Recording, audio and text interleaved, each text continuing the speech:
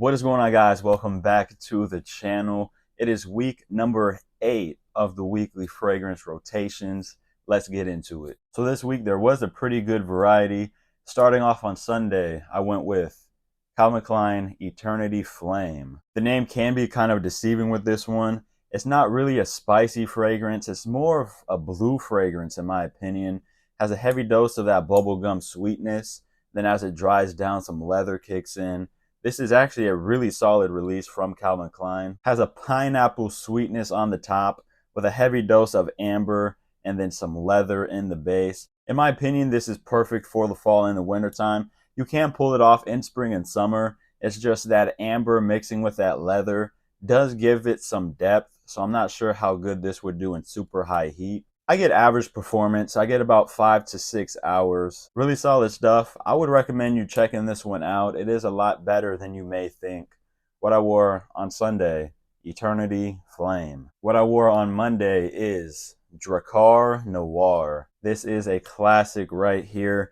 A lot of people like this scent. A lot of people hate this scent. This one has a very masculine, old school freshness to it, but not too old school to where you can't pull it off today. A lot of people say the new Dior Sauvage Elixir has a little bit of Drakkar Noir DNA in it, and I can't agree with that. This one is super aromatic, fresh, spicy, has a big dose of woods and oak moss in the base. Really good stuff right here. If you're tired of the bubblegum, sweet, modern fragrance, and you just want something that's gonna make you smell masculine, this is the way to go. I actually get solid performance out of this. I get 6 hours of performance. Super cheap as well. This pops up at the rack stores all the time also. I personally love the way Drakkar Noir smells. What I wore on Monday, Drakkar Noir. What I wore on Tuesday is Halloween Man by Jesus Del Pozo. Big hype beast back in the day. This is pretty much a clone of Paco Rabanne 1 Million. So it is very sweet, warm, spicy with a little bit of woods in the base. Pretty solid stuff right here. If you want the 1 million DNA, but you don't want to spend anywhere in that $60 to $70 range, this is a great option. You can pick this one up from $20 to $30. Performance is decent. I get about 6 hours of performance with this fragrance. This one is perfect for the fall and the winter time. Again, 1 million on a budget. What I wore on Tuesday, Halloween Man. What I wore on Wednesday is Carolina Herrera Bad Boy Cobalt. One of my favorite blue fragrances ever right here. This one is very fresh, has some sweetness from a plum note, which gives it sort of a uniqueness. Then it dries down into a very woody scent combining with that plum. This is a huge head turner. If you just want something that you could wear every single day and is going to get you compliments, this is the way to go. Performance on here is beast mode, guys.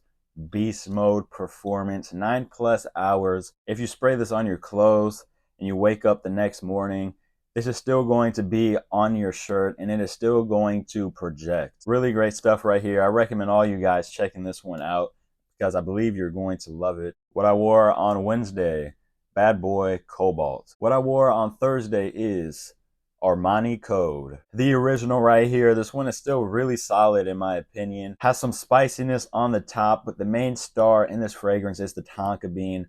Heavy tonka bean dry down with a little bit of spice added to that. Came out a while ago, but it still works to this day.